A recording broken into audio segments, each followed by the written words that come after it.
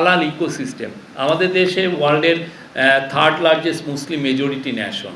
তো দেখা যাচ্ছে যে মালয়েশিয়া মানে ওদের 35 মিলিয়নের দেশ, আর আমরা সেখানে 180 মিলিয়নের দেশ। তো ওদের কিন্তু হালাল ইকোসিস্টেমটা খুব উন্নত। ওদের 14টা ইন্ডাস্ট্রিয়াল পার্ক আছে, মানে ইকোনমিক জোন আছে, যেখানে হালাল পণ্য তৈরি হয়। হালাল কসমেটিক আছে, হালাল ফুড আছে, হালাল মেডিসিন আছে, সব ধরনের চিফ অ্যাডভাইজার সরাসরি বলেছেন আমরা ওদের এক্সপার্টিস চাচ্ছি।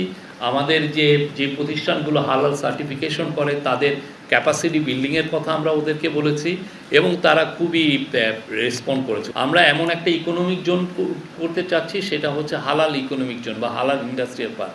সেখানে হালাল পণ্য তৈরি হবে, এবং এটার মূল সিংহভাগ আমাদের লোকাল মার্কেটে এবং বাইরে যাতে এক্সপোর্ট হয়।